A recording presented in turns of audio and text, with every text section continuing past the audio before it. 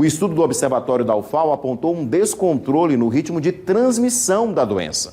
Talvez por isso, isso explique justamente porque nessas últimas semanas a gente teve 2 semanas seguidas de aumento de casos, mesmo registrando queda no número de óbitos. Vamos ao vivo com o repórter Alan Garcia, que tem mais detalhes deste estudo e vai exatamente nos trazer mais detalhes aí. Alan, é uma preocupação grande, porque, como eu falei, a gente vive uma montanha-russa. Estamos, às vezes, com um número baixo, aí subimos para um número alto, caímos de novo, subimos de novo, e fica essa montanha-russa que não para, ninguém desce desse parque de diversões do horror, né? Alan.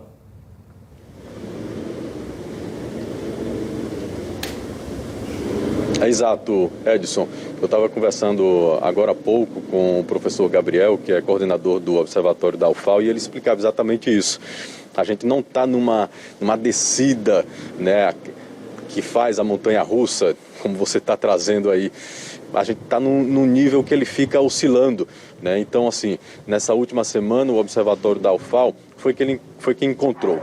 Em 12 regiões, tivemos aumento no número de casos em 6 delas e no número de mortes em 7 regiões, um aumento, né, desses 2 casos. Então nós temos o número de casos, um aumento do número de casos em 6 regiões dessas 12 observadas e um aumento em 7 regiões, um aumento de mortes em 7 regiões dessas 12 observadas. Quem está aqui com a gente é o professor Gabriel, né, que é o coordenador do Observatório da UFAL, que vai traduzir melhor esses números. Professor, a gente tem aí então, né, um aumento no número de óbitos em 6 regiões e de casos em 7 regiões. O que é que isso quer dizer? Como é que vocês chegaram, né, a esses números? Boa noite para o senhor. Boa noite, Alan, Edson e todos os telespectadores que nos acompanham. Isso mostra, né, a partir dos resultados que o Edson e o Alan mencionaram, né, que nós vivemos um momento de estabilidade no Estado, né, uma alternância, né, de números entre as diversas regiões do Estado e, de maneira geral, a gente percebe quando a gente olha para o gráfico que o número de casos se encontra num platô, né, próximo aí dos 4.500 casos, isso já há 5, 6 semanas. Então, quando nós esperamos que no momento de controle, né, o número de casos também venha a cair, como está ocorrendo com o número de óbitos, né, a gente vai olhar para os números e mostra então que a gente não está conseguindo reduzir, o que é uma evidência junto com o conjunto de indicadores que a gente analisa, que ainda a gente tem um descontrole da transmissão no Estado, o que acende o sinal de alerta. Isso não pode ser desprezado. Então nós devemos manter todos os cuidados até que a gente consiga chegar a essa situação de controle. Professor, o observatório trouxe também que Maceió foi a única região que não mostrou, né, um avanço, muito pelo contrário, uma queda, né, simultânea, tanto no número de casos e nos números de óbitos. Por quê? O que é que aconteceu em Maceió e que não aconteceu nas outras regiões? É difícil identificar uma única causa, né? A gente sempre considera um conjunto de fatores. Mas positivamente o resultado então de Maceió, contrastando, né, com o que é observado no restante do estado, ele apresentou nas 2 últimas semanas, então a cidade de Maceió, a capital alagoana, apresentou uma redução, tanto do número de casos quanto do número de óbitos. Então, considerando esse período de 14 dias, né, a gente já pode então considerar que é uma tendência de redução em Maceió, o que a gente espera, né, que com essa queda continuando nas próximas semanas, a gente então tenha um controle da doença a partir da redução da ocupação hospitalar, que hoje continua alta, em especial dos leitos de UTI. Queria até entrar nesse gancho, professor. O senhor estava me falando, né, antes da gente entrar aqui ao vivo, que ontem a gente chegou mais uma vez a um número expressivo na ocupação de UTI. O que é que o observatório tem sobre isso? Então, dentre os indicadores analisados, a gente analisa casos, óbitos, casos suspeitos, que é um outro dado importante, e também os leitos de UTI. Após um período de redução nas 2 últimas semanas, a gente observou uma redução que chegou até próximo aos 70%, mas na última semana, a 19ª semana epidemiológica, esse número voltou a subir. O que então é preocupante, porque nesse platô, nesse nível alto que a gente tem ainda de casos, a tendência é que, seguindo a um aumento de casos, a gente tem um aumento de casos graves e que, a depender da população, da faixa etária, a gente também pode voltar a registrar o número de óbitos.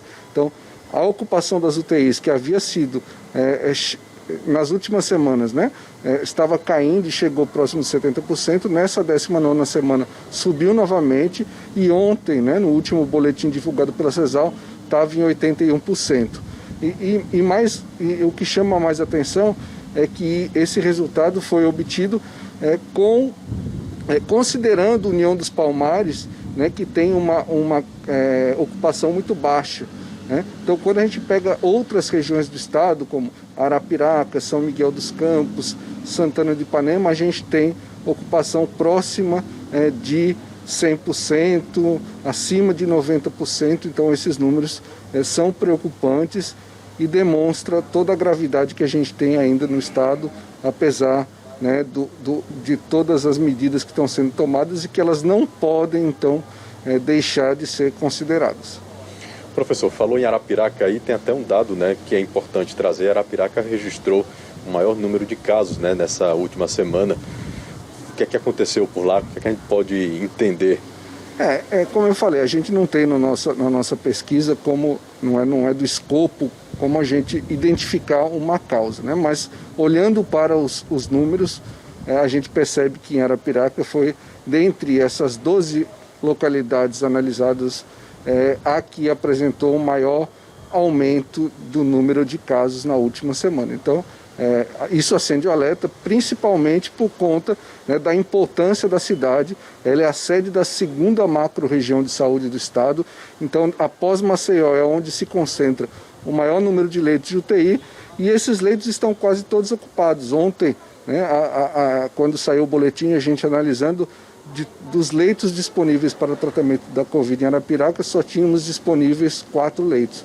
Então é uma situação preocupante, o que exige que as medidas de controle sejam adotadas com rigor. Tá, então, só para reforçar essa informação trazida pelo professor, na semana passada Arapiraca registrou 657 casos confirmados. Aí na semana retrasada, que aí é exatamente para fazer essa comparação, Arapiraca tinha aqui 429 casos. Então veja só, semana passada 657 casos e na semana retrasada 429.